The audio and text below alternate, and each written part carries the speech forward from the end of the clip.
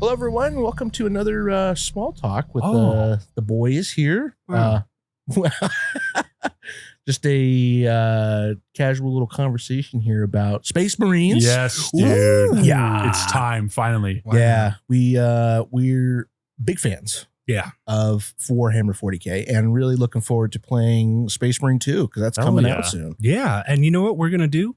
We're gonna play it for the people. That's right. We're gonna have it on our gaming channel at Tall Tale Network on YouTube. If you want to watch us do a full co-op playthrough of Space Marine 2, please join us at Tall Tale Network. Yes, yeah, we're gonna be going through it whole campaign, all co-op, so it's gonna be pretty sick. Yeah, and it's gonna be pretty sick. It's gonna be like a harken back to the old days, like LAN party style. We're gonna be all playing here. Yeah, and that's gonna be a really cool experience to like experience it all together. It's cool playing online, but like being in the same room is definitely a different vibe. So I haven't done that in a long time, so that'll be a lot of fun. I'm looking forward to it. Hell yeah. Can I ask a cursory question? Yeah.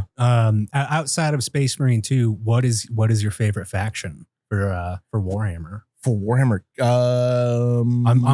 mine is my starter army. Yeah, I have tons. I probably have about 10 to 20,000 points worth of Necrons. Necron. Yeah, I love me my Space Terminators. Seriously, Necrons are awesome. Yeah. Just put a Terminator figure out there. I would love that. But like there is one faction of them that they are crazed. They're like blood crazed, and they think that they're still human. So every time they eviscerate people, they just put their skin on. Yeah. and they wear their skin. So terrifying. Yeah. And if you're close to them in a game, you take a negative modifier to your rolls because they're so scary. They're scary. They're just wearing flesh and blood all over their bodies. Literally it's really insane. Nuts. I mean, I would say one of my favorite factions, because I have a couple. I have a couple armies. You have like 6 armies. Yeah. I got a few. Yeah, I got like the Grey Knights, some Ultramarines, and then I have an army of Custodes who are just hilarious. Insane. I would say they're mean. I would say like my favorite to play is probably, I think I like the Custodes. They're pretty easy to play. Yeah. Because you only need to field 10 of them. Yeah. Literally super small army. It's probably a great army to start too, because you don't need a lot. True. And each pack that you buy, I know it's expensive, but like each box you get, you can make a couple different models out of them. So like one pack you can make one guy literally a captain, and then you can make the rest, the other 4 are part of like his squad or whatnot. Like they're versatile. Yeah. And they're pretty easy to paint, very like one color, gold. Yeah, that's it. Yeah. But yeah, I would say like Custodes are my one of my favorites, I would think, to play. Okay. Right. I love their lore. They're insane. Oh yeah. Like, what a Space Marine is to a guardsman is what a custodian is to a Space Marine. They're just that much more super overpowered. God tier army. Yeah. Cale, what about you? I know you haven't played the tabletop game, but you've started getting into the lore, just you guys have been into it for a long time. So like I've always heard like the stories, like little bits and pieces and this and that. And I love all things like sci-fi and fantasy and everything. So it's been something I've been getting more into, especially with podcasts. All this information is now available like in easier and easier without like reading the books, which you should really do. But which one podcast do you listen to about Warhammer? I listen to the Lorecast 40K. Lorecast. Yeah, they go into detail. They're doing more like Legion specific episodes or like event based episodes because before they went through the Horus Heresy, and like every 10 minutes they're like, yeah, this is like 4 books, but we're going to glance over it like this in terms of time. And I think when I first originally was like starting to get into it, I told you guys there was like 493 hours of audiobooks available on Spotify for that. Yeah. And I'm just like, I could never get through this. But getting more and more into it, more and more into the lore, it's a cool, it's its own world. It's its own whole thing. And it's just ultra insane, super violent, like mystical powers and all kinds of deception and heresy. Yeah, so it's been pretty cool. So like learning about that, I listened to an episode about like the Custodes, so that was pretty cool. But like what some of the other factions that I have been looking into, I spoke about the other day, was the Exorcists. Oh yeah, that Space Marine chapter. Yeah, their armor looks insane. Yeah, and then they're just orange, so it's like that's dope. Yeah. But anybody who's not familiar with that, I'll try to do it justice, but basically infected with demons off the bat. And if you survive the possession and all of the wage within that, then you're super resistant to psyker energy and demonic possession. Right. Yeah. On top of being an ultra violent Astartes. So pretty a walking tank. Yeah. Pretty insane thing. I would look into exploring that more. They said obviously super psychological damage as well as the physical damage that they normally undertake. So completely broken, just 100% insane legion, but that's awesome that they are just impervious to demons. Yeah. That's kind of like the Grey Knights. They're a special chapter that's designed just to fight chaos and demons. That's it. It's and amazing. They're the 666th chapter. Perfect. Are they all psychers in the Grey Knights? Yeah. Okay. That's what I thought. They're all potent psychers. They all have abilities, and they're all incorruptible. They can't be corrupted by chaos or turned, or their souls can't be corrupted, because it's amazing. Part of their genetic code is actually derived from the Emperor.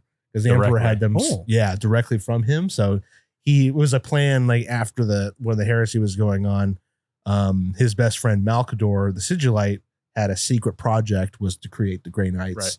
And he, with his immense power, like he literally took the training homeworld of the Grey Knights and shoved it into the warp, into like a pocket space. And then when they were ready to come out, they came out of the whole plan just came out of the warp. Oh shit. It's like, here we are in the 40,000 millennium, whatever the current 41st millennium. Yeah, exactly. The current setting. And they're nuts. Like there's one guy that's really cool. His name is Castellan Crow. And he's the only Grey Is he a Knight. Dark Angel? No, he's a Grey Knight. Oh, okay. And he carries that's right. He's the he carries that blade that's cursed. Yeah. It's a demon blade, and he carries it. He's the only one they can carry it because it's such a cursed weapon that they can't keep it in the vaults that they have on their home training world of Titan. So sick. And they it says that like in the book and the lore, like the sword is just constantly talking to him, like in his mind, constantly. I had a weapon in Borderlands do that to me, and I gave it up. Stop. Oh yeah, I think I know what you're talking about. It wouldn't shut the hell up. It just keeps talking. You're really good, but I don't want to use you. Yeah, see ya. It's really cool that they have all these different, because there's also a demon X, right? Yeah, in the Space Wolf, the Space Wolf chapter master, Logan Gribnar. Yeah, he has just a demonic axe. Yeah, it's amazing. A cornate, like demonic axe that he just wields no problem, effortlessly. Yeah, he doesn't get corrupted by it. It's like Thor's hammer. Whoever's worthy can just pick it up, but that's it. It's just him. Yeah, and it's and then like some of the demons that when he's fighting demons with that cursed sword, like if it's something that the demon hates, he'll like tell like, hey, I'll give you more power to kill this guy because I don't like him, stuff like that. Yeah. He rages at other demons, but the Castellan Crow just ignores it the whole time. Yeah, it's amazing. He just literally just doesn't say anything, doesn't respond.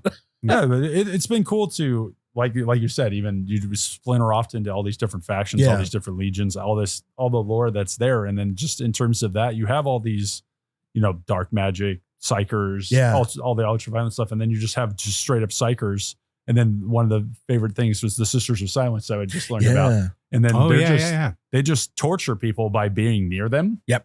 Yeah. They're just their energy and their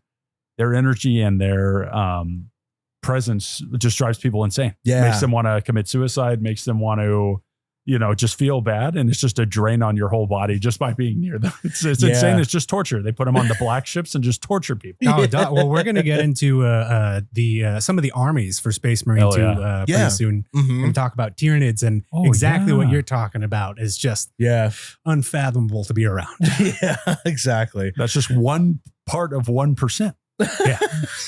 Well, that's why Warhammer is so fun. Like outside of like the thousands of books or whatever the Black Library has, there's so much lore and there's so much you can do in just creating your own stuff too. Yeah. Like the customizability, even with like anything that you buy and play with, is just awesome. Like I have friends back in Portland that just love customizing their models. And I'm pretty sure they've entered them into a couple competitions. I got one friend on Instagram, if you want to follow him. His name is Bagel Paints. His real name is Brennan. But he's one of the top Dark Angels painters in the world right now. That's awesome. Yeah. Wow. Like we're talking like $200 a model that they sell for per character. Very lucrative.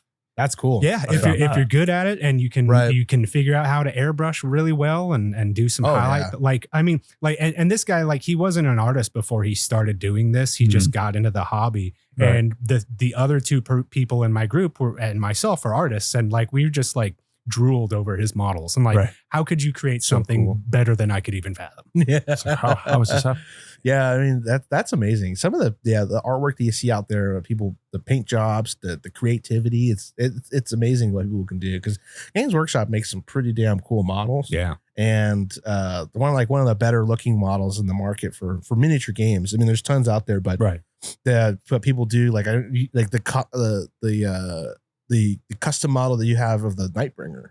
Yeah, is sick. Like, holy hell. Yeah, that's cool. Thank you. And it's cool to see people's different takes and inspirations, and just what they like, and how they finish up models and make them their own. Yeah, it's really cool. One of the things I like about my Necrons is so their lore, if you don't know, is they're robots from space that are ancient. Yep. And when their body fails in battle or whatever, they get reabsorbed. Oh yeah. So a lot of my Necron models are just broken. Yeah. And I like I like burned them and I broke them on purpose to look like this broken faction of robots. Right. It's so sick. And it's just, well, that's acceptable in the game. Exactly. Yeah. That's just their own take on your dynasty, your army. Like you said, the customize it. No, that's cool. I try to do some things like that, but like my creative thinking, I imagine it, but I'm like, I don't know how to do it. Like it's like it's great. I have this imagination. Ooh. But like, how do I do this with my hands? Yeah, I completely understand that. It's like I can envision it, but my hands don't want to do it. Dog, every time I look at a blank piece of paper and I need to draw something, I'm right there with you. Yeah. Like my mind sees it so clearly, but how do I do that? Yeah. How does my mind tell my body to do that? Right. I see what a turkey looks like in my mind, but then I draw it with my hand, not even remotely close. Oh man. Yeah. Like, and some of the factions, like the Sisters of Silence, like you were going after. Yeah, they're like psychic gnolls. So they basically have no soul. Oh, insane. Yeah. So that's how when they approach other, especially psychers, they are in immense pain and confusion, because it's like they can't fathom what a soulless being is. And it just causes them, just being in proximity causes them terrible pain. Wouldn't that hurt like a lot of the Space Marines though? It affects some, even people that aren't psychers. Yeah, it affects them. Like they get a weird feeling around. Yeah, you get like an active dread.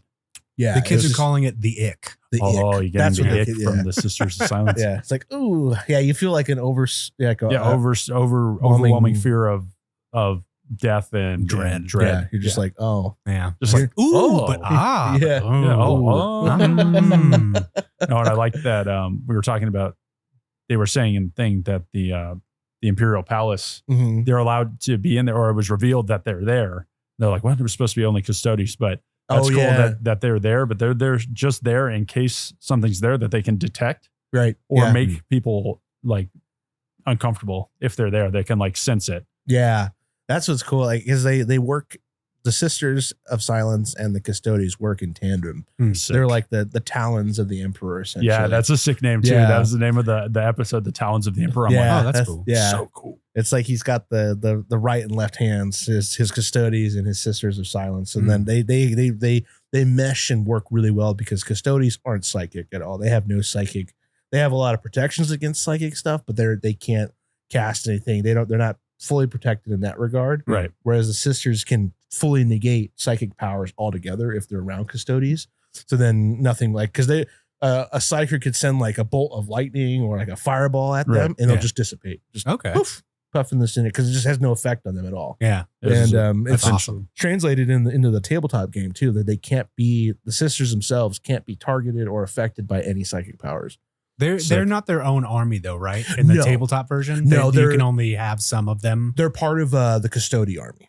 They put them in the Custody book. Yeah. Okay, that's cool. They were a separate entity before this last edition, I think. Yeah, I thought they were with like the Sisters of Battle for a while. Yeah, they're like they're off in their own little, like, I don't remember where they were, but like now their GW is like tied them into one thing as like it's under the banner of like Talons of the Emperor. Like that's their Custodes and Sisters are one army essentially. They're all together. So that's cool. So that's cool. Like I don't have the current 9th edition book. 10th.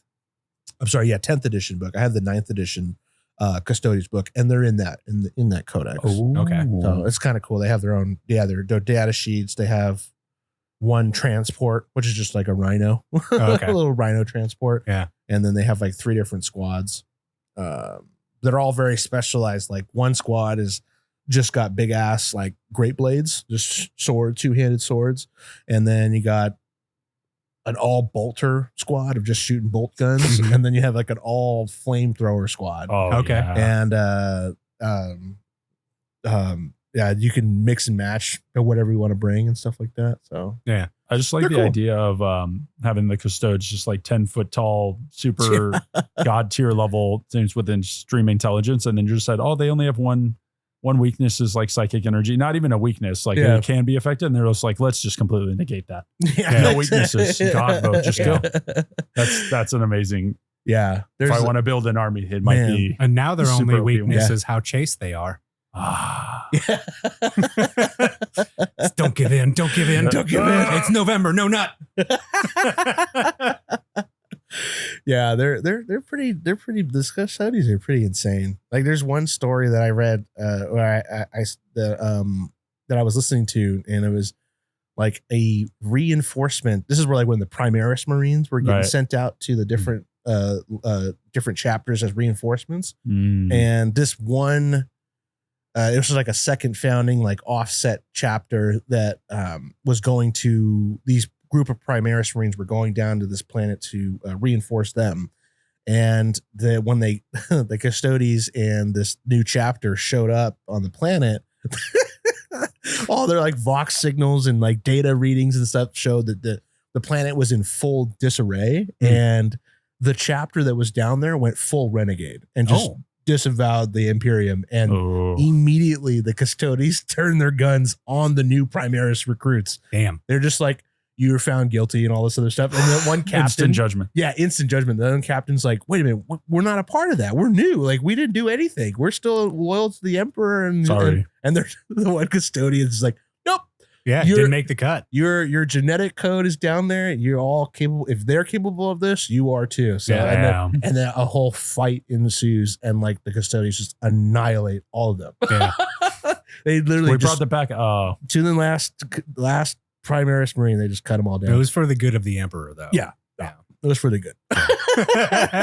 Because like it's a righteous genocide. Exactly, because it was like.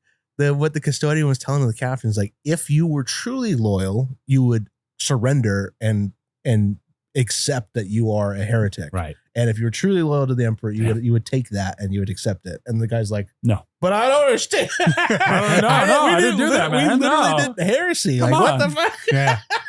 Like, nope, sorry. What's really interesting, like, just to round that out, but I've been listening to some of the episodes they have on Constantine Valdor. Oh, that dude is a legend. God. Who's he from? He's the custodian, the captain general of the Custodes. He was the first captain general. Insane lore. He was the first captain general dating back to the unification wars when the Emperor was unifying all of Terra and Earth. Yeah, you've been hearing about his lore. So just insane, just murdering like thousands at once, just cutting through things. He gets super enraged. And he was basically, and you could chime in on this obviously, but he was the one that did all of the extremely like fucked up stuff. Yes. For like murder or for the unification wars. It's just like, go kill all of these people, even though they haven't been judged or done anything. He's just like, just handle this early. And he'll do it. And then there's also parts where he'll just go, not rogue, but he'll go do things before they sanction him to do it, because he'll be like, oh, well, I figured this would be a problem later, so I just had us kill everyone on this planet. And they're just like, Okay. Yeah. He's the one that's like the most devoted and like has these glimpses of doing the right thing, but he's also the very first one to commit extreme violence before there's like proof. Like you said, it's like you committed heresy, and they're like, no, we didn't. And he's like, you're dead. Hey, listen, when you love what you do, you never have to go to work. You didn't work a day in his life, Corey. He's on vacation on the blood fields. Yeah, there's a book I want to read. It's just called Constantine, I think. It's just, it's just all about him. With Keanu Reeves. Yes. Yeah, right. Yeah. It's his, I'm going to need a plasma sword. Perfect. I'm going to need some armor. Yeah. No. But no, I definitely want to dive more into that. It's just like he's a super OP character. Yes. And right now, isn't he currently, he just abandoned his post? He was just like, I've had enough. And he just left, right? Exactly. So the current Captain General, usually when the Captain General retires or if they die, their armor gets given off to the next Captain General, armor and arms.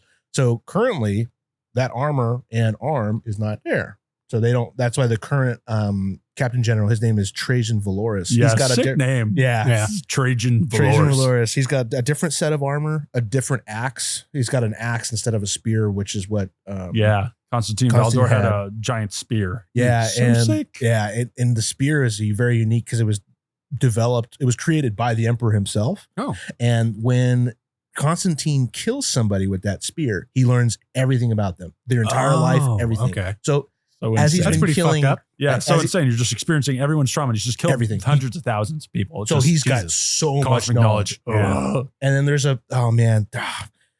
it's fucking crazy. And so like there was something super unique about Constantine because the Emperor went out of his way to literally slaughter all these people just to capture one baby, which was Constantine. Oh, he went like he's like we need that kid. We need everything. They found Anakin. Yeah. Oh, the Metachlorian count. Yeah, the Emperor, like he had an obsession with this one kid, and he needed to get this baby. Yeah, that sounds like the Emperor. Yeah. And so then he made this demigod monster killing machine that just does whatever, that is insanely loyal, like to the T. And that's what's crazy towards the end of like the heresy, of course, heresy, when it's coming to an end on Earth. He's starting to think for himself. Yeah. Because that's the other thing about custodes. They have no free will. They don't think. No. They can think and talk and do whatever, but like ultimately they cannot act on their own if it's not something the Emperor would want them to do. Right. Okay. So they will not listen to anybody else but the Emperor, or if it's like the Captain General is telling them what to do. Right. Custodes will do whatever they want to do. Do they have like a hive mind connection like Tyranids? I don't know if they're psychically connected that way. I think they are linked to the Emperor because Custodes don't dream. Yeah. They rarely They're sleep. just dormant. But if they do dream, it's the Emperor talking to them. Oh, no. So, yeah. So it's a dream and it's like, oh shit, the Emperor talked to me. What do we do? Yeah. So the Emperor is a chaos god, right? Yeah, they just didn't want to call him that. Yeah, essentially. Yeah. In the end and the death part 3, he almost becomes the 5th chaos god called the Dark King. Oh, and so he's because at the point Horus is so fucking powerful. He's beyond anybody. He's juiced with the chaos. Yeah, energy. he's beyond the Emperor. He can't fight. The Emperor can't fight him and win. Yeah. So there's a part where he like he's starting to turn into a being that was prophesized by one of his perpetual friends. That he got distanced. Well, his friend distanced himself from the Emperor. It's like, whoa, dude, I don't know what you're doing. Bad stuff over there, buddy. This is a PR nightmare right here. There's a PR nightmare. I'm out of here. Because there's without getting sidetracked from our Space Marine 2 thing, this is just a Warhammer. Yeah, this is the Warhammer podcast. Yeah. It's fine. there is an ancient, like, I guess, knowledge, or no, I should say language. There's an ancient language that if you speak it, you can basically crazy stuff can happen. Like a lot of power. If you speak a word, you can have like asteroids come down or something like that. So like Latin in a horror movie. Oh, right. Yeah, exactly. Yeah, exactly. We're seeing the plot points come together now, and now we're seeing it. And the Emperor was looking for this place. And one of his perpetual friends was like, well, what are you going to do with all this? And he didn't want to tell him. It's like, what do you mean? The Emperor's like, knowing what the Emperor's grand plan is, And knowing that he wants to have access to this library that has all this magic text that he could just say stuff and things will happen, he's like, I don't think I want him to have that. Yeah. So what he did was he stabbed the Emperor with a sword, stabbed him to distract him, and then said a word that caused the whole thing to collapse. Oh. Blew up the whole library, and then and then he skibbity. Yeah, and he bounced, and the Emperor couldn't find him. So he, at that point, he knew that he's like, I don't want you to have all this. So yeah, and he just caused the thing to collapse. Damn, he stabbed the Rizzler. Yeah. He did, man. He did. Yeah. Was this the Black Library, or was this just some other? I don't remember what it was called. It might have, I don't know if it was the Black Library. Maybe I'll have to look up it again. But I remember it was a specific type of text that language that you could speak, and you had power. Like these words had power. So if you spoke it correctly, it would do something. Yeah. And so the perpetual, I don't know if his name was John Grammaticus or there was another John's most average non-fitting name for the entire entirety of it. Yeah, his very plain name is John Grammaticus, and then there's it's almost funny because it's like a Latin translation for person, Elanius person or something like that. I forgot what it is. It's like Elanius person or something. I can't remember, but it was like he knew right away that, or he, with everything that the Emperor was doing, like it's like, I don't know if you should have that. Yeah.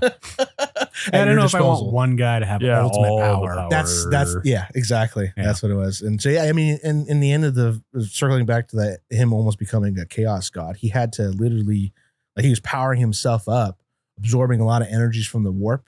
He's like, I need to juice myself to fight Horus. Mm-hmm. And then he realized he saw his perpetual friend, and he's like, hey. And he hadn't seen him in forever, and it was like taking it back, like, what are you doing here on Horus's fucking ship? Yeah, he's like, hey man, what the fuck? And that's why I think there's some theories that I've watched on YouTube that like he might be a time traveler. Like he was the perpetual was traveling through time to try to find the Emperor at this moment to stop him from becoming a chaos god. Okay. And he's like, hey, you need to stop what you're doing because you're not going to be able to defeat Horus. You're going to become everything you don't want to become. You'll become a literal chaos god. You'll destroy everything. And it snapped him out of that transformation.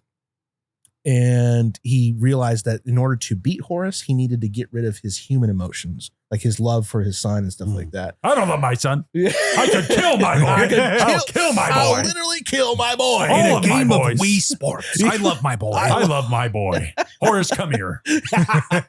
Man, yeah. So that's how he fights Horus. Yeah. Right, and that ends up happening. Okay. Goes dormant. But yeah. So circling back now, does any of this relate to like the first game? Like what was the premise of the first game? Because I obviously never played it. I'm just now getting more into this. Oh, okay. And didn't it come out? It came out quite a while ago. Yeah, like 10 years ago. Yeah, I think it was like 2014 or something. 2014. Okay. Yeah. 10 years ago. So. Yeah. That's where it's kind of like when they teased Ultramarines, Space Marine 2, sorry. I was like, I didn't think they were going to come out with another one. Yeah, that's amazing. That's a long wait for a successor game to come out. Yeah. And to continue more or less from when it left off.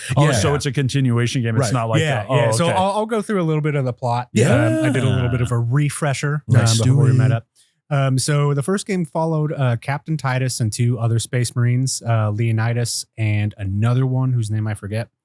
In any case, they were summoned to a Forge world because an outbreak of orcs happened. Yeah. And they were taking over. I mean, they were killing everyone because they're orcs, but they were also like trying to get like weapons from the Titans that the Space Marines had there. So Titus and the other two Space Marines kind of came down and fucked some stuff up for the orcs.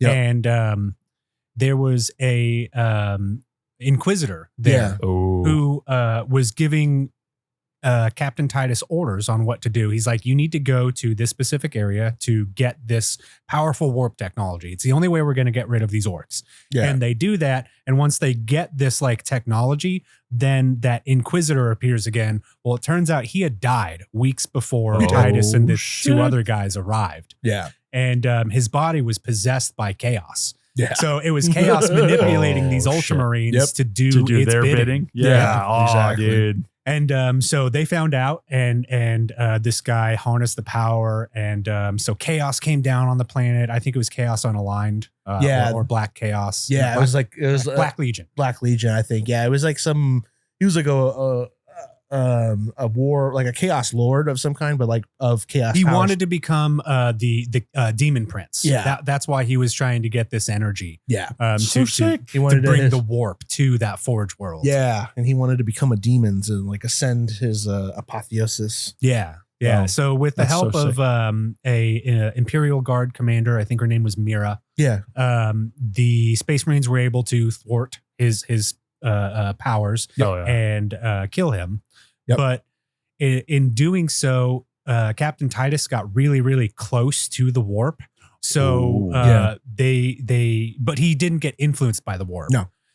So after he killed the demon, basically more Inquisitors came, and they're like, listen, we're going to kill you and exterminatus this entire planet. We're going to blow everything up, and we're going to kill everyone and do this really quick genocide. Redo everything. And this guy's like, don't do that. Don't kill everyone. I'll go with you. This being Captain Titus. Right. And so he went with the Inquisitors at the expense of his crew. And it turns out that Leonidas is the one who sold him out to the Inquisitors. Yeah, the other... He's like, listen, man. The like, Ultramarine. He's like, this in the Adeptus Astartes Codex. the Codex, their handbook of saying what to do. That's what he did. So he followed orders to a T. Okay. So it's like he technically did the right thing, but at the same time, he sold out his captain. Screwed your boy. Yeah. And so he Captain Titus got demoted. I think he's a lieutenant in Space Marine too. He's a lieutenant. Yeah. I don't know if he's back with the same crew. Xavier and I have been not involved in this. It's funny we because want like to keep you guys are the ones in the dark that have been doing it, and then I've been the one kind of forging on to be like more familiar and doing this stuff. So it's funny to like kind of role reversal for this. I know, right? Like I'm like, oh, I'm a little up to date, and then you guys are like, I don't want to know anything. Don't you tell me what's happening. Don't you say anything about it. Yeah, no spoilers. No spoilers. Don't tell me. But that was where it left off. Was they were wondering why he was able to have contact with the warp and not go crazy. So the Inquisitors took him, and I guess you play as him and his. I don't know if it's Leonidas. I think he's got a new crew with him. I think he would have had to because Leonidas and the other guy died during Space Marine. Yeah, he was like a sergeant. I forgot his name.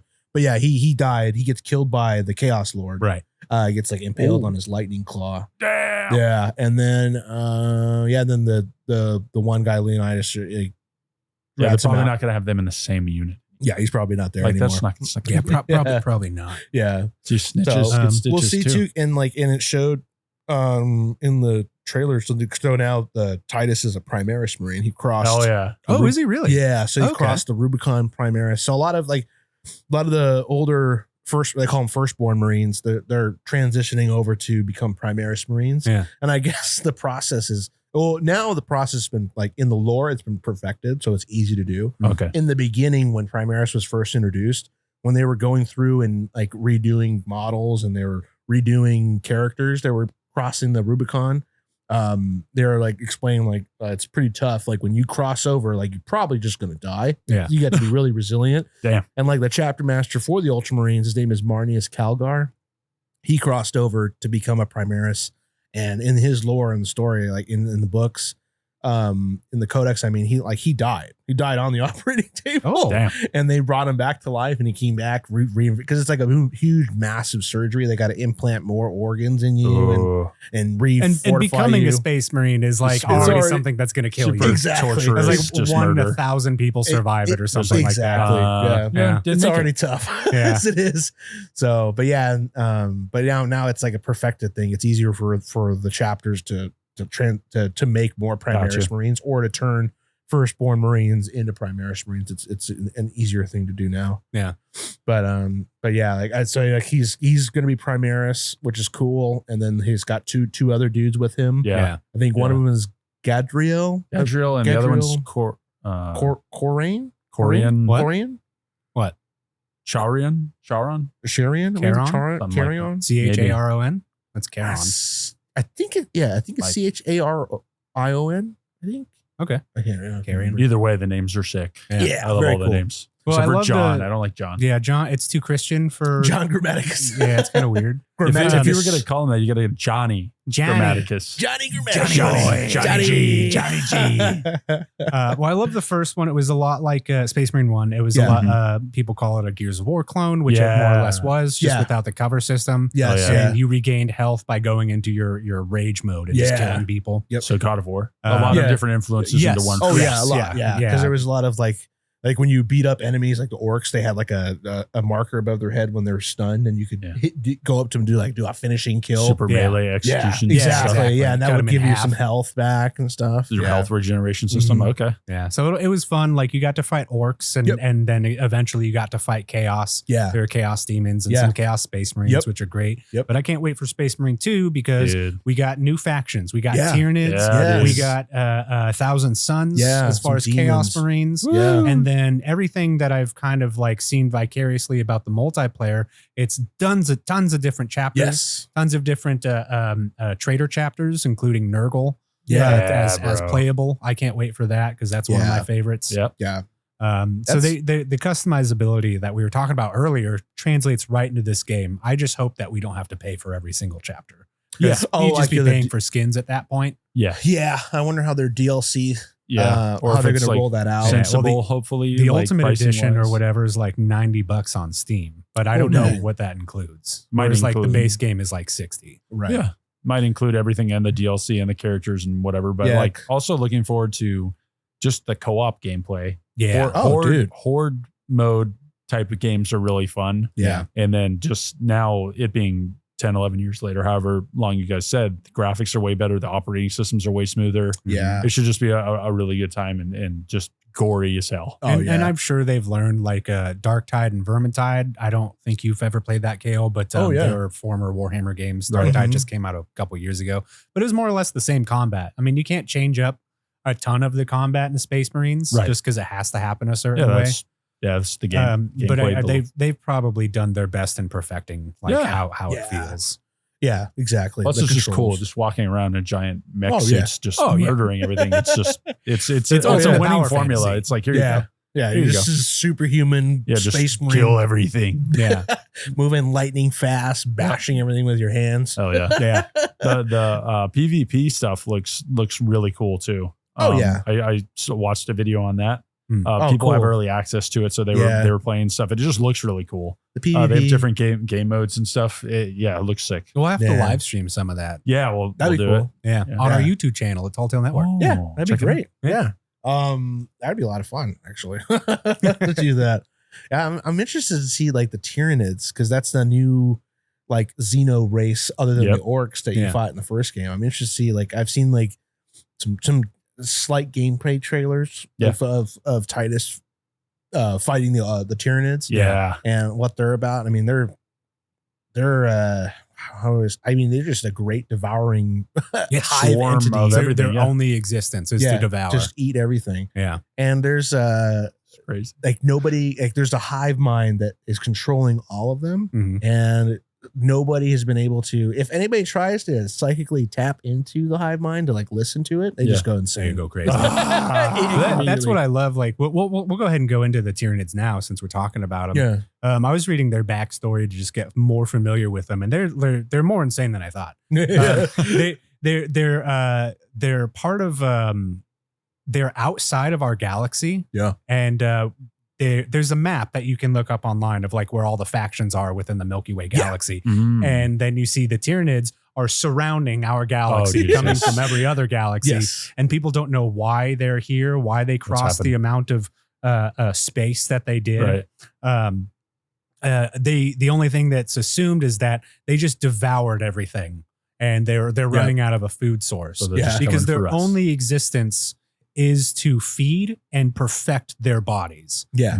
They're bioengineered, basically. Yes, every creature has a purpose, and it's not like they have, like we said, this hive mind where they're all connected. They all see the same thing. They're highly coordinated in their attacks. Right. And their plan of attack is to have a force multiplier of 50 to 1. Which is just insane. Yeah. And they're there to just devastate the planet on a microbial level. Because they're going to eat it. Yeah. They take kind of like a fly where it like barfs up and then eats all of it into like one thing. Right. That's kind of what they do is they consume all of the biomass on a planet on a microbial level. They consume all of the minerals and they have specific Tyranids that go out and consume all of this biomass or whatever. And then they jump into a pool of like acid that breaks down their body. And then all of that nutrients gets absorbed and sent up through a giant fucking tentacle that pops out of whatever planet they're on, sends it to the ship out in outer orbit. And then that ship has all of the biomass. Yeah, and then so it the only on. thing they suck up the oceans and the atmosphere as one of the last things that they do before they leave. So it's like thanks this for everything, dead guys. husk of an asteroid. They literally just turn that planet into a rock. A dried out rock. On to the next boys. Literally on to the next one. We're hungry again. We're hungry again, guys. I worked up an appetite ruining the world. And they're very intelligent. Like when they die in battle, because of whatever they're fighting, Space Marines, Eldar, whoever, they'll find whatever weakness they had and rebuild on that. And, say this is how they killed us. So exactly. Battle up the armor on. So a lot of times when That's like a Carnifex, a big rampaging monster gets killed, it'll just come back later on in maybe another engagement, knowing that, oh yeah, I got killed because I got shot with this laser beam. Let's increase this armor over here. Yeah, that's wild. And they do that because it's all cannibalistic. Yes, within Tyranids. Yeah, they consume their own war dead, so they can consume the memories, like we were talking about with that sword. Right. Having the memories of that, so they learn. Oh, this is what happened last time. We'll get them from this way. Yeah, or like if you like Star Trek, the Borg do the same thing. Every time they die by a weapon, they come back as like this impervious to that weapon. Yeah, they've learned now that exactly. They have a defense against that. No longer a weakness. Yeah. That's cool. And I wanted to one thing that I thought was just awesome was we were talking about the Sisters of Silence, where if you're around them, you get this like sense of eeriness and dread. Well, before Tyranids come to a planet, because they come as like spores more or less, and like they infect the planet like again on a microbial level before they develop into actual creatures and beasts.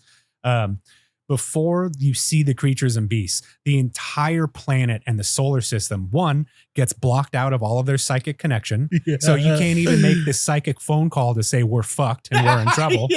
Then there's so much dread that is inherent because they have such a large psychic connection. That people on the planet get like upset and pissed off, and it becomes kind of like a civil war on the planet where they're just destroying themselves because the Tyranids are breaking down their defenses.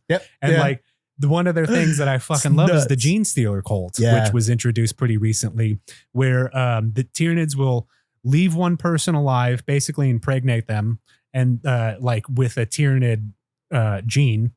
And when they're found and brought to the planet, this person operates as normal, but they're hypersexual. So they like mate with everyone that they can. And when they have enough offspring, since their hive minds are all connected, like the Terminid hive ship comes close enough, then they're like, all right, flip a switch and we're going to turn on everyone. That we're ingrained within all of society on every single level, including top government down to the lowliest worker. And on a split second, they all turn. And it's like, all right, for the Tyranids, sleeper world, not sleeper cell. 100%. That's insane. And that's the Gene Stealer cults are well known for, because that's like when they're infesting a hive planet or a whole planet. I mean, that's just, the whole planet's fucked. There's nothing you can do. It's gone. Like it's going to be turned over, and then eventually they'll mutate into Gene Stealers because they're going to continue to. Because they're like humans, but they have like an extra arm, and they start looking. They start looking a little Tyranid looking. And they have like extra claws, and then eventually they'll turn into like Gene Stealer monsters and stuff. And then all of their memories and DNA and everything gets sucked up into the hive ship and becomes part of the hive mind. It's crazy. That's how, and the hive knows everything about like human worlds, and like they get all this information. It's like easy. The Tyranids are quite wild. Yeah. Like when you have an infestation on a planet, that planet is usually fucked. It's the same with orcs because it's down to a microscopic level. Yes, when you have that's an orc, how it grows. Yeah. And like if you kill one, 20 more pop up. Yeah, usually when Space Marines, if there's an orc infestation, they have to burn the whole planet. Yeah. Yeah. Annihilate the planet. Yeah, exactly. They got to root it out. Well, just blow it up. Yeah, because if like a piece of their blood gets on like furniture or whatever, it just starts growing, and more like orcs come out of it. More Tyranids come out of the same type of. Yeah, that's crazy. They grow. They're like a little like mushroom fungus. Yeah, like, it's so funny. So I'll be interested to see what Space Marine 2 does with it because I know I'm pretty sure you're on one planet. I think so. Yeah, and there's a ton of like Tyranid infestation, and like you'll fight hordes, and I've seen just little tidbits of hordes of them, and that's their style of wars. They just throw waves at you. 50 to 1. Like I want to see how they represent that in the new game. I can't wait. I want to see like hordes of termagants and they're unthinking, they're unfeeling, they don't care about anything except to killing and they have no fear. They just run right at you. Yeah. Ooh. Yeah. They're just There's one picture that I love. You can look it up online. It's an Imperial Guardsman who's like sitting in front of a wall and he has a revolver to his head. And like behind him is just swarms of thousands of Tyranids. Yeah. It's like there's no hope. Yeah. Boom.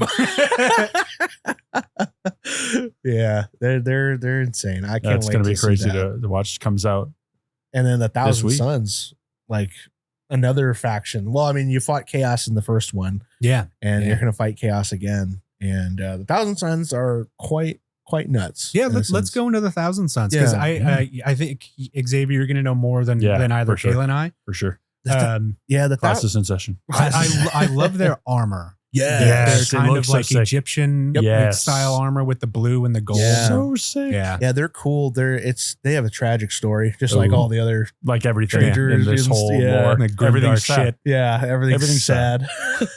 They're called Rubik Marines, and I'm not sure. Hopefully, they're in the game. I haven't seen anything. Thousand Sons. I believe the Thousand Sons are in there. Okay, yeah, if they're in there, then they're gonna have Rubik Marines and everything, and those guys. They're just basically walking suits of armor. There's just dust inside there. There's it's no just body. like a soul, right? That inhabits an armor shell. It's just trapped in there. Yeah, and it's Full Metal Alchemist. It cannot. Yeah, exactly. They're what's his name? Albert or no? Alphonse. Alphonse. Yeah. It's literally Alphonse. Yeah. Okay. Just trapped. They're just dust in armor. They can't think. They can't do anything on their own. So they have to have a Thousand Sun sorcerer control them. He controls them, and they basically act as like automaton bodyguards and stuff. But their sad story is like the Legion itself, when they were loyal, they had a genetic defect where they would all eventually turn into like chaos spawns. Like they would just, because they're all the Thousand Sons are psychers. They all had psychic abilities. Yeah. But I think that made their genetic code unstable. And so they would just eventually just erupt. Like if they were using powers like during the Great Crusade and they were lasering aliens and stuff, some of them would just erupt and explode into like a biomass of just writhing insanity. Oh. And then their brothers would have to turn and shoot that thing and kill it. Right. But it was like, is that like a Perils of the Warp kind of thing? Type thing. Yeah, Okay. exactly. Yeah. Okay. Yeah. And, but that was happening quite often. And later after the heresy, one of their greatest sorcerers, I think he was like the chief librarian, Azarek Ahriman. He's in the 40K setting. He's a really powerful Thousand Sun psyker. Yeah. But he wanted to reverse this genetic defect in his legion, and he found some ancient spell called the Rubrique, and he did it, but it went wrong, and it turned everybody. It essentially saved everybody from turning into a chaos spawn, but it turned them all into dust. Okay. So a bunch of sand in the armor. It sealed everybody in their armor, turned them all into dust. And the Primarch Magnus the Red was so upset by that because now all his sons are like gone. They're just soulless. Essentially soulless. Yeah. Nothing. And so he banished Ahriman away to as punishment. But now they're together again and stuff. But as a Necron player, this sounds like perfection to me. Yeah, right. And that's like kind of like the same thing with like the Iron Hands, the loyalist Space Marine chapter. Yeah, they think the flesh is weak, so they augment themselves with robot limbs. Bunch of shit on your they're like upgrading boards. They're like borderline like, yeah, I think Necrons had it right. I do too, personally, honestly. Yeah, so but the Thousand Suns, like it'd be cool to see them in the game because they're such a neat chapter. Yeah. Or sorry, Chaos Legion, because they're still considered like the traders are still considered their legions, whereas like chapters are like the loyalists now. Right. But more of their the Thousand Suns is like they're kind of like now that Magnus the Red is back in the setting, like he's back in the 40K setting, they have a model of him now. And, they're more united as a legion now than they were before when he was still in the warp doing whatever he was doing. But what were you going to say, Corey? I was going to say I'm excited to see what they do to show Psyker powers in Space Marine 2. Right. Yeah. Because those weren't, if I recall, they weren't in the first Space Marine game. In fact, I don't really know of any game to really give you powers like Psyker powers. Even in like the RTS, they weren't really a big thing. Oh, there was I don't know if you guys ever played it, but it came out I think maybe 4 years ago. It was a Space Marine the Deathwing. I think it was just called Deathwing. Oh, okay. Yeah, and it was a first-person shooter, but you played as in single player. You were playing as a Terminator librarian from the Dark Angels. Okay, and you got to use some spells and powers. So you shot lightning, shot fire out, like a fire tornado out. It was a pretty fun game. It was pretty janky in the beginning. There was a lot of bugs. Imagine. There was a lot of bugs, a lot of issues that people were having with it. And then they came out with like an enhanced edition later on that fixed like frame rate issues.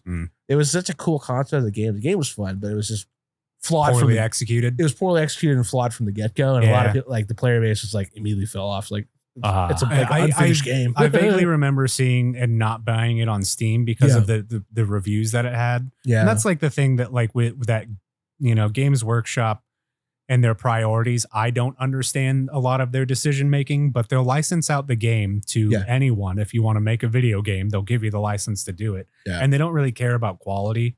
Which is weird. Which is weird. They have such a good product. It's one of the largest exports from the country of England. I think it's like the 5th largest export that they have. Yeah, they're a huge economy. Yeah. It is strange. Like that. It's just weird to some of they're just like, here's the IP. You know, do what you what you want. Game. But you guys want to check on this? Nah. Yeah, but then like you make fan art and they just sue you into it. What the hell is that? Don't you ever do that? Cease and desist or else. Those videos that you sent, those fan videos on YouTube. Oh, dude, yeah. What was that? What was the one the 4-part series? Oh yeah, the one that was called the Star Days. Stardays. Check that out on YouTube if you haven't. It's fucking so good. Yeah, you should be able to find that. I know that guy's channel has been taken down because now he's a GW employee. Yeah, they gave him a cease and desist order, and they're saying you want to come work for us, cool, but you can never make. Yeah, you can't be doing that. Yeah, and so don't you ever use our you come and work for me. I don't know what you're doing. And I think all of his stuff you can't find it directly from him on YouTube, but other people have like uploaded stuff. Yeah, but like all of his videos are on. I think.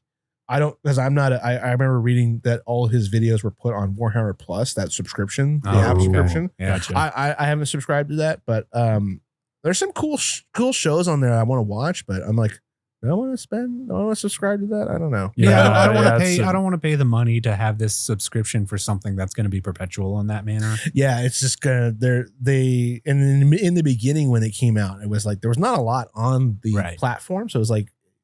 I guess the diehard fans were like, yeah, let's sign me up.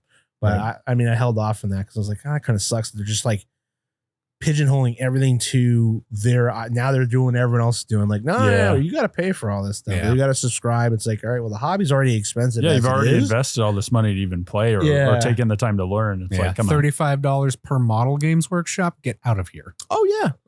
It's, shame on you. Don't you ever charge that much money. How dare you give me something to love? I know.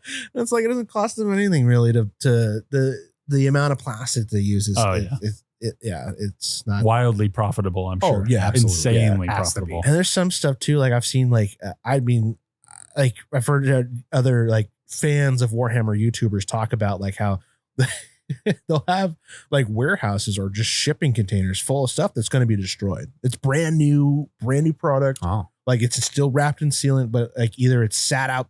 Like one, I saw there's like pictures of like pallets that were just sat outside in England. Yeah.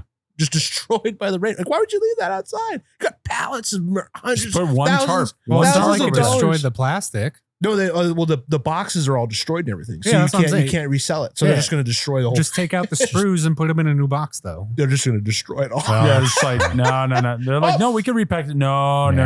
Hopefully they would just do that and I wonder if it's like a quote unquote scarcity thing. Yeah, like guys, operating costs, you know. Yeah. But then again, I've never seen, even like at the Games Workshop shops that I've been to, like nobody's really ever out of things. No. And if you want something, you can order it. You can order it, yeah. And like sometimes, like when I was really into it, playing like at least out here, like in the where we are, that like the shops, the Games Workshop store that I would go to would only have like 1 or 2 books that they would order for like a new codex to come out, and then you'd either have to pre-order it online, you could have it shipped to the store, or you pre-order it online, have it shipped to your home. Then it's not guaranteed you'll get it the day it comes out. Yeah. So there's just like, it seems like it's like, why aren't you guys stocking the stores with more books? But I don't know how they're marketing. I think it was something like the Games Workshop store itself. Like it could only, sell Games Workshop stuff. Right. But like it was like basically like out of the owner's pocket. Yeah. Because it's just a franchise. It is. That's right. Each store is owned by, it's run by somebody person. So it's up to them on what they have in stock. Yeah. And what they can place order in, do their inventory and stuff. Right. I was like, man, that's a lot to if I think could about. Review. You're out. You're right. No, but this should be a lot of fun.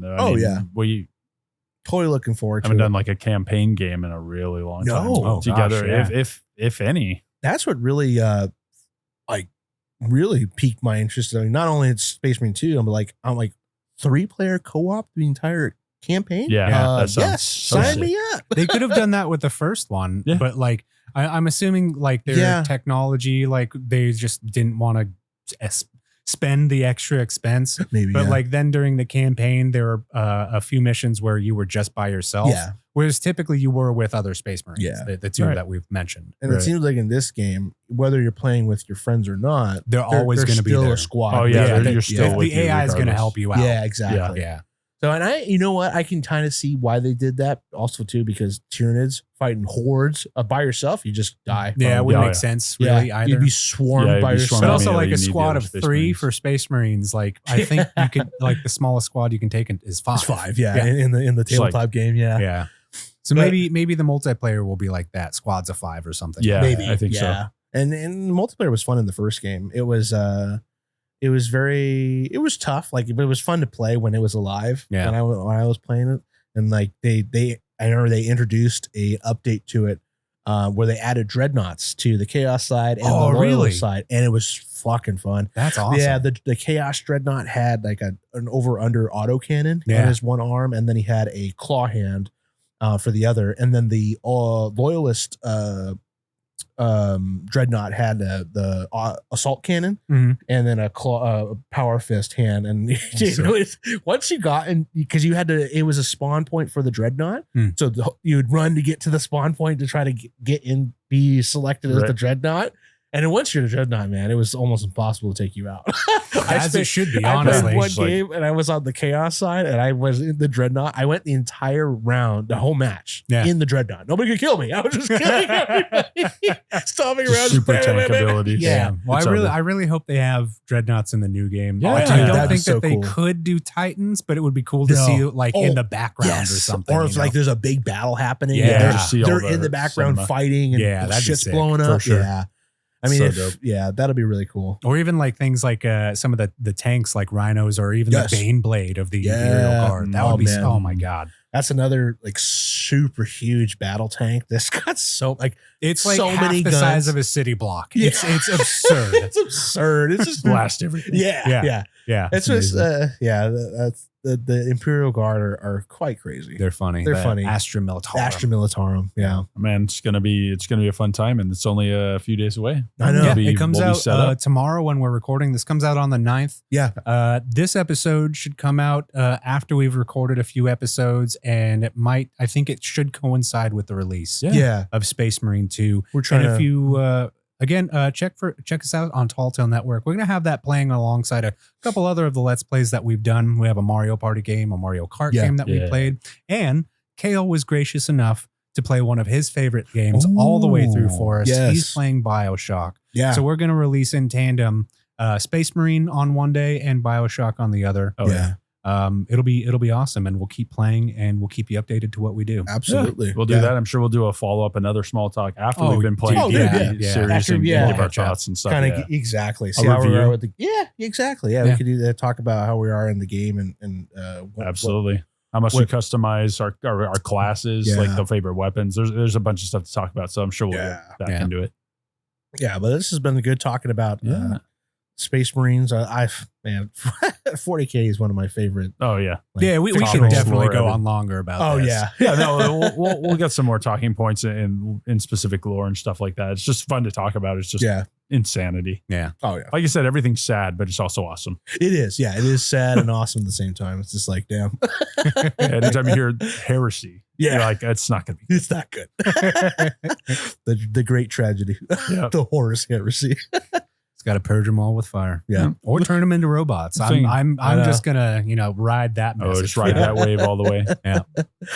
It's just bad terms after bad terms. Crusade, Unification War, Inquisitions, Genobombs, purge the planet, burn the heretic, the Emperor, the greatest or the most evil tyrant of all. Oh yeah, chaos gods. Not a good guy. Psychers. Oh man. Well, thank you for listening to our small talk. Our ramblings. Thanks for joining us. Yeah, it was a lot of fun. And like Corey said, we'll definitely be following up with our gameplay because we're interested in that. So it's gonna be fun. And if you want to find us online, you can find me on Instagram at Corey.Andre, Corey.Ondrey. Also going to get a second shout out to Bagel Paints. Bagel Paints, my buddy who paints a lot of Dark Angels and very cool guys.